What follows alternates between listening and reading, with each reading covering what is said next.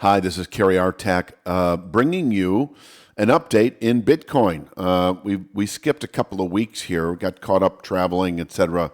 This is a free analysis that we provide on our YouTube channel, but I can assure you that going forward, we should make just about every Monday on Bitcoin through the rest of the year and into next. So there you have it. This is, by the way, for the week of Monday, November 10th, 2025. I like to start with this chart because it's all big picture. We tested this full wave count. We actually first tested it back in July, and we have retested it really 4 times if you just look at the weekly bars here.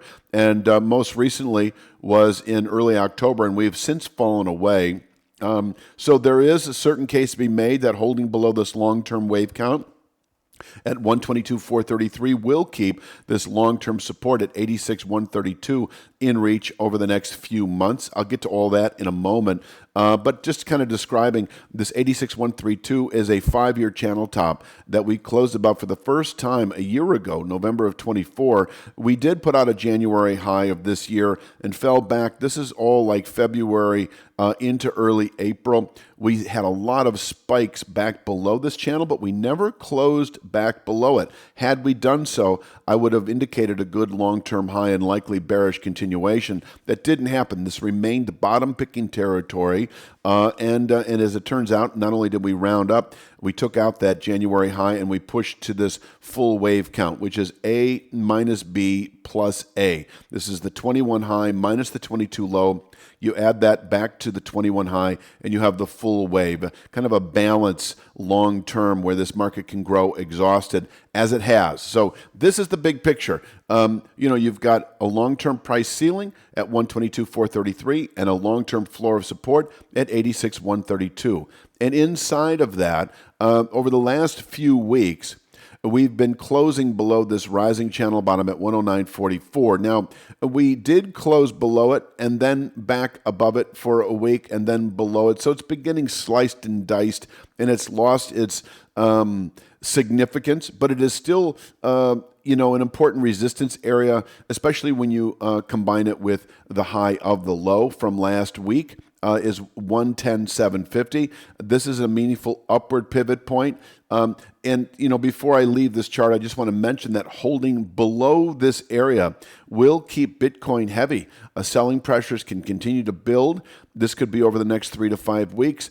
This could take a couple of months depending on volatility. But I do think that this 86,132, the 5-year channel top in combination with this rising channel bottom at 89,777. And as I look at this chart, I do need to mention that I will be including its extreme sister formation, and I probably will get to that sooner than later. But, it is the convergence of these two structures that did converge. The inside one converged back in September. The outside one, which is even more significant because it's longer term in scope, converges with the 5-year channel top in February. So yes, I think over the next few weeks, I will shift to this lower one. In fact, I'm going to type it out right now. Why not, right? That's 80,557.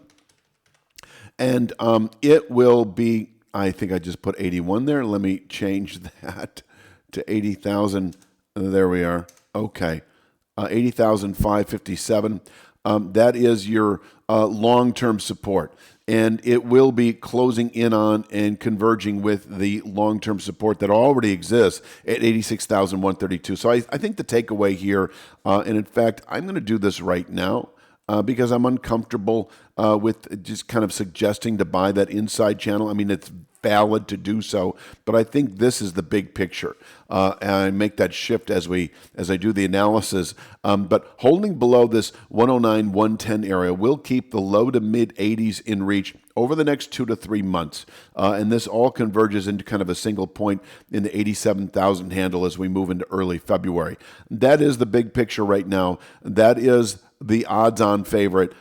Signals maintains a heavy framework as we move through the rest of the year and into the first quarter, this low to mid 80s and climbing gradually in reach over the next 2 or 3 months, where we could bottom out actually through all of 26 and round up again.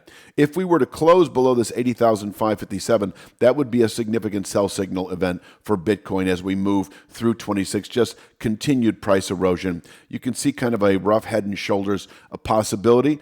We could bottom out in this area and then round up again. I'm getting way ahead of myself here, so I think I've explained this enough. Let's talk the upside. What is the scenario by which we can expect a retest of 122,433? I mean, I've already mentioned 110,750 as the point to settle above, but I have to add to that this descending channel top that I think is our real pivot point into December trade. So right now it's 113,299 to 110,750. 110,750, the high of the low.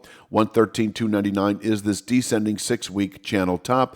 This is your sellable resistance, below which we can fall into, I'm just going to get rid of this formation once again. I'm going to use its sister formation, 80,577, I believe it was, something along here.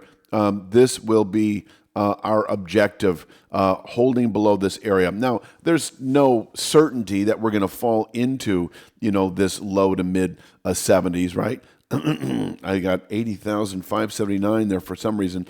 Different point I use. I'll clear that up in a moment, but that's not going to change the overall analysis, which is to say holding below 110,750 to 299 rather, will keep over the next 2 to 3 months this long-term support region in reach where you can bottom pick away at Bitcoin as we move through 26. We can round up from here nicely through 26. Now, upside.